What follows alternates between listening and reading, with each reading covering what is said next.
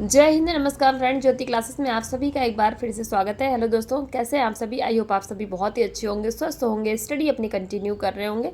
चलते हैं हमारी आज की क्लास की तरफ। जैसा कि आप सभी जानते हैं, हम कर रहे हैं होम साइंस की सीरीज, जिसमें क्लास 6 से 12th की बुक को कवर कर रहे हैं। और अभी तक फ्रेंड्स क्लास 6 से 11 तक की पढ़ाई हमने कंप्लीट कर ली है। हम आगे क्लास 12th में। आई होप आपने हमारी सारी प्रीवियस क्लासेस देखी होगी। नहीं देखी तो प्लेलिस्ट में जाइए, क्लासेस वाइज प्लेलिस्ट आपको प्रोवाइड कराई गई है, जिनके माध्यम से आप अपने हर एक कॉन्सेप्ट को क्लियर कर सकते हैं, आपको जिस भी क्लास में डाउट है। क्योंकि सारे टॉपिक हमने बहुत ही डिटेल में पढ़े, और इतने डिटेल में पढ़ने का हमारा एक ही उद्देश्य है, एक बार आप इस सीरीज़ को देखिए, अच्छी तरीके से समझिए, ताकि होम साइंस से रिलेटेड कोई भी डाउट आपके माइंड में ना रह जाए। चाहे आप किसी भी क्लास के लर्नर से किसी कॉम्पिटिटिव एग्जाम की प्रिपरेशन कर रहे हैं, या फिर किसी भी फील्ड में होम साइंस से अपना करियर देख रहे हैं, सभी के लिए सीरीज़ काफ़ी हेल्पफुल होने वाली है। तो प्लीज़ चैनल पर फर्स्ट टाइम विजिट किए हैं, चैनल को लाइक शेयर और सब्सक्राइब कर दें। साथ ही साथ अपना फीडबैक भी हमें कमेंट के माध्यम से बताएं, क्योंकि आपका हर एक फीडबैक हमारे लिए बहुत ही इंपॉर्टेंट होता है। तो चलिए इसी के साथ स्टार्ट करते हैं आज की क्लास। आज की क्लास में हम डिस्कस करेंगे फैशन उद्योग में व्यापार के स्तर।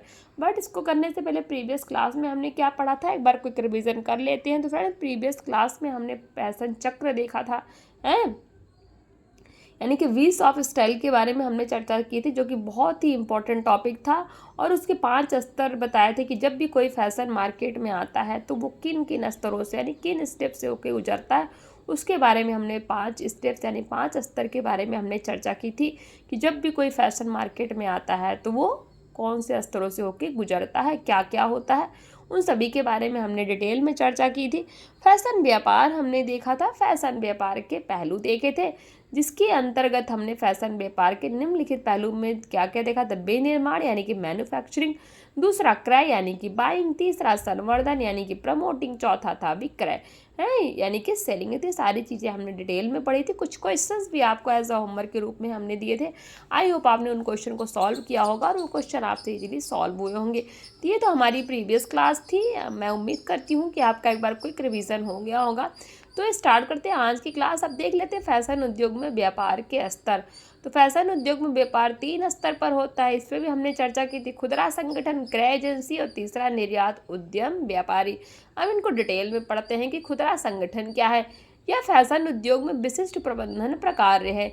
इस तरीके के व्यवसाय में उत्पाद फैशन डिजाइनरों के शोरूम से खुदरा दुकानों तक और फिर ग्राहकों तक पहुंचता है।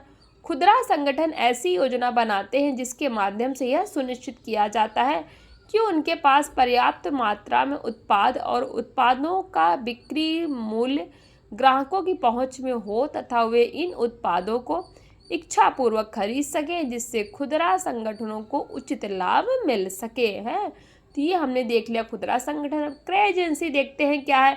फैशन उद्योग में क्रय एजेंसी परामर्श देने का कार्य करती है। जी हाँ, फैशन के उद्योग में क्रय एजेंसी का क्या कार्य होता है। तो जो फैशन उद्योग में क्रय एजेंसी होती है, वो परामर्श देने का कार्य करती है। ग्राहकों के लिए सामान उपलब्ध कराने के लिए क्रय एजेंसी कार्यालय खोलती है। निर्यातक को क्रय एजेंसियों के माध्यम से सामान खरीदना लाभप्रद होता है, क्योंकि इससे लागत व समय की पर्याप्त बचत होती है।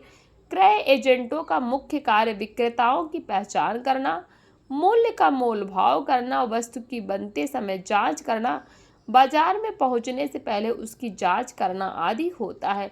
वह उत्पाद प्रक्रिया में गुणवत्ता को भी नियंत्रित करते हैं। कौन? जो क्रय के एजेंसी होते हैं। निर्यात तीसरा हमारा निर्यात उद्यम व्यापारी। तो ध्यान दीजिएगा, निर्यात उद्यम में निम्न 2 प्रकार के व्यापारी होते हैं। पहला है क्रय एजेंट, दूसरा है उत्पादन व्यापारी। तो देखते हैं इनको डिटेल में। क्रय एजेंट यानी कि बाइंग मर्चेंडिसर। क्रय एजेंट का कार्य खरीदारों एवं उत्पादकों के बीच मध्यस्थता करना है, यानी कि सामंजस्य बैठाना। साथ ही यह सुनिश्चित करना है कि उत्पाद का विकास खरीदार की आवश्यकता अनुसार हुआ है। इस प्रकार स्रोत ढूंढना, नमूने लेना यानी कि सैंपलिंग, एवं खरीदारों से बातचीत करना जो किसका कार्य होता है? क्रय एजेंट की जिम्मेदारी होती है। तो क्रय एजेंट आपको समझ में आ गया, क्रय एजेंट का क्या कार्य होता है। दूसरा उत्पादन व्यापारी यानी कि प्रोडक्शन मर्चेंडिसर।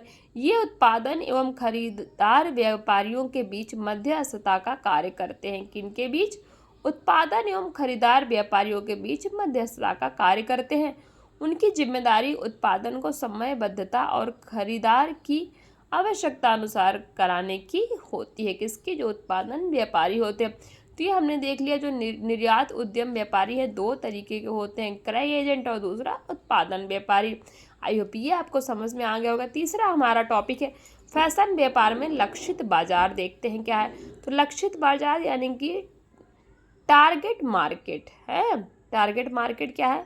उपभोक्ताओं की वह श्रेणी है जिसे व्यापारी अपने उत्पाद बेचने के लिए लक्षित करता है। फैशन व्यापार में लक्षित बाजार की महत्वपूर्ण भूमिका है। क्यों? क्योंकि यह विक्रय विभाग को उन उपभोक्ताओं पर केंद्रित करने में सहयोग देते हैं जिनके द्वारा सामान खरीदने की संभावना अधिक होती है।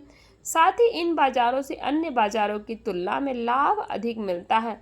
बाजारों को लक्षित करने के लिए इनका विभाजन बाजारों के माध्यम से ही किया जा सकता है।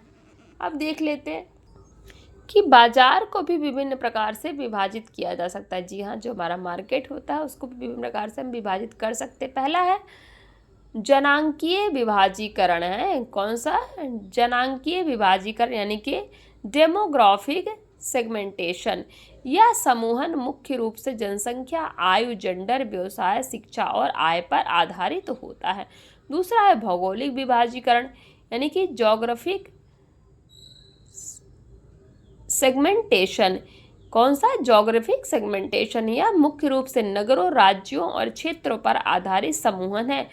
विभिन्न स्थानों की जलवायु परिवर्तनशील हो सकती है और यह व्यापार के विकल्पों में महत्वपूर्ण भूमिका निभाती है। विशेष रूप से कपड़ों का चयन जलवायु पर ही निर्भर करता है। तीसरा है मनोवृत्ति परक विभाजीकरण यानी कि साइकोग्राफिक सेगमेंटेशन। यह समूहन सामाजिक गतिविधियों, अभिरुचियों, मनोविनोद संबंधी कार्यों, आवश्यकताओं और अपेक्षाओं पर आधारित है।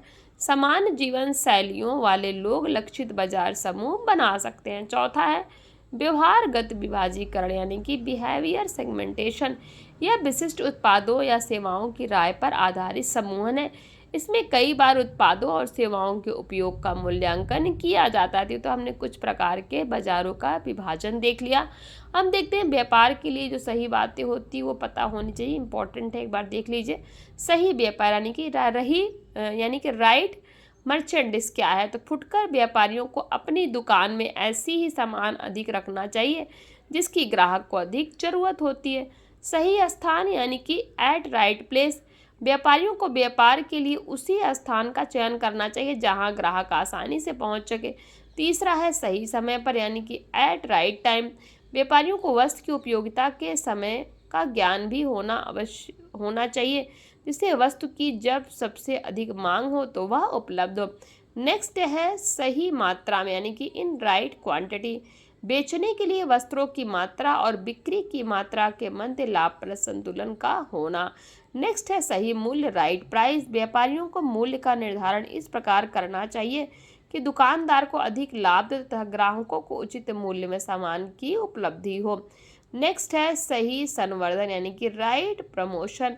व्यापारियों को निवेश और ग्राहकों को आकर्षित करने के मध्य सही संतुलन स्थापित करना चाहिए। तो हमने देख लिया जो व्यापारी व्यापार करते हैं उनके लिए कौन कौन सी बातें उनको पता होना चाहिए, कौन कौन सी बातों का ज्ञान उनके पास होना चाहिए, जो कि बहुत ही इंपॉर्टेंट था। ये हमने व्यापारियों के लिए देखा।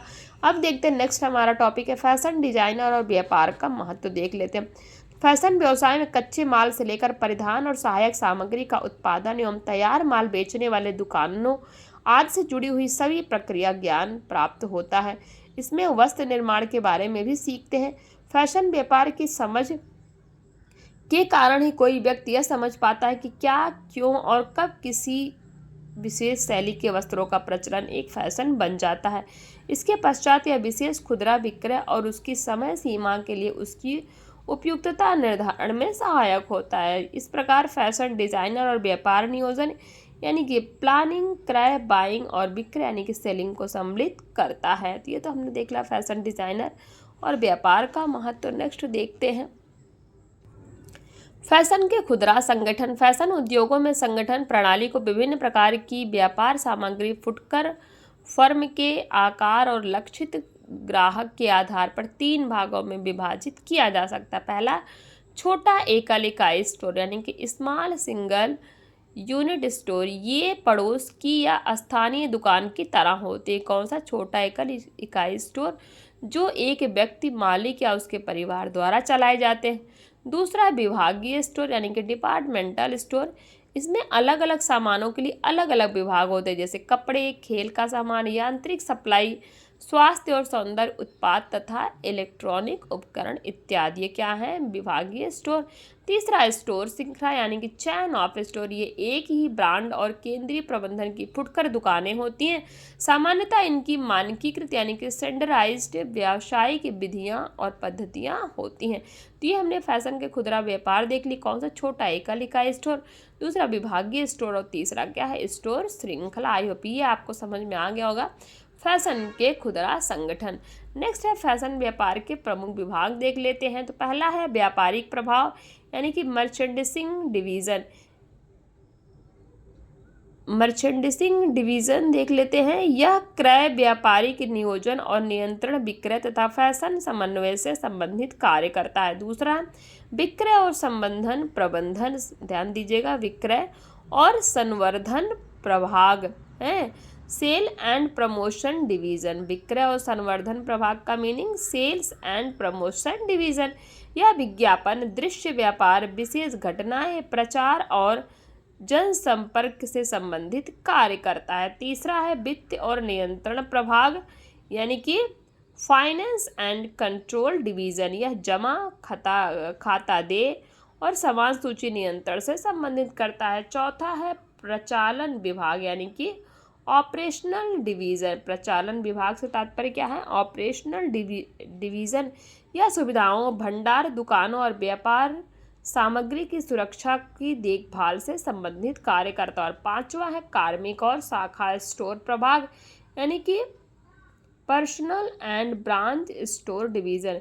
स्टोर प्रचालन के बड़े होने पर यह अलग से कार्य कर सकता है। तो ये तो हमने देखे फैशन व्यापार के प्रमुख विभाग जो हैं उनके बारे में। आई होप ये क्लास आपको समझ में आई हो, टॉपिक्स क्लियर हुए हैं। तो इसी के साथ हमारा ये चैप्टर 9 ख़त्म होता है और हम नेक्स्ट क्लास में करेंगे इसी चैप्टर से रिलेटेड कुछ क्वेश्चन आंसर्स की प्रैक्टिस। तो आज की क्लास आपको समझ में आई होंगी, कॉन्सेप्ट्स आपके क्लियर हुए होंगे। एक बार हमने क्या पढ़ा एक बार आपको बता देते हैं। आज की क्लास में हमने चर्चा की फैशन उद्योग में व्यापार के स्तर। तो फैशन उद्योग में व्यापार के हमने 3 स्तर देखे: खुदरा संगठन, क्रय एजेंसी, निर्यात उद्यम व्यापारी। नेक्स्ट टॉपिक हमने कवर किया फैशन व्यापार में लक्षित बाजार है। तो बाजार को विभिन्न प्रकार से भी हम विभाजित कर सकते हैं। पहला हमने देखा जनांकीय विभाजीकरण, दूसरा भौगोलिक विभाजीकरण, तीसरा हमने देखा मनोवृत्ति परक विभाजीकरण, चौथा देखा व्यवहारगत विभाजीकरण। और कुछ जो हमारे व्यापारी होते हो, व्यापार करना चाहते हैं, उनके लिए कुछ इंपॉर्टेंट बातें जो उनको जानना आवश्यक है, इसके बारे में भी हमने चर्चा की। फिर हमने देखा फैशन डिजाइनर और व्यापार का महत्व। नेक्स्ट हमने देखा फैशन के खुदरा संगठन है। तो फैशन के खुदरा संगठन हमने 3 देखे: छोटा एकल इकाई स्टोर, दूसरा विभागीय स्टोर, तीसरा हमने देखा स्टोर श्रृंखला। और जो हमारा लास्ट टॉपिक कवर किया क्या? फैशन व्यापार के प्रमुख विभाग। तो 5 तरह के हमने फैशन विभाग के व्यापार देखे। कौन कौन से? पहला व्यापारिक प्रभाग, दूसरा हमने देखा विक्रय और संवर्धन प्रभाग, तीसरा वित्त और नियंत्रण प्रभाग, चौथा देखा प्रचालन विभाग और पांचवा हमने देखा कार्मिक और शाखा स्टोर प्रभाग। तो ये 5 तरह के हमने व्यापार देखे। तो आज की क्लास को यहीं तक करते हैं क्योंकि चैप्टर भी हमारा कंप्लीट हो गया, हमारे सारे टॉपिक्स भी कंप्लीट हो गए। नेक्स्ट क्लास में फ्रेंड्स हम करेंगे इसी से रिलेटेड क्वेश्चन आंसर्स की प्रैक्टिस। आई होप आज की क्लास आपको समझ में आई हो। कहीं पर भी कोई डाउट रह जाता है किसी वर्ड किसी सेंटेंस में कहीं पे, तो आप बेझिझक पूछ सकते हैं। आपके हर एक डाउट को सॉल्व करने का प्रयास किया जाएगा। तो मिलते हैं हमारी नेक्स्ट क्लास में, तब तक के लिए जय हिंद, नमस्कार। हंसते रहिए, मुस्कुराते रहिए, एक दूसरे की हेल्प करते रहिए। धन्यवाद। और क्लास समझ में आई तो जाते हैं चैनल को सब्सक्राइब करके बेल आइकन प्रेस अवश्य करके जाइए। क्योंकि जब भी वीडियो अपलोड हो आपके पास नोटिफिकेशन पहुंचे और आप इस सीरीज़ का लाभ प्राप्त कर सकें। और इसको अपने दोस्तों के साथ भी शेयर किया करिए ताकि वो भी हमारी सीरीज़ के साथ जुड़ करके लाभान्वित हो सके। धन्यवाद।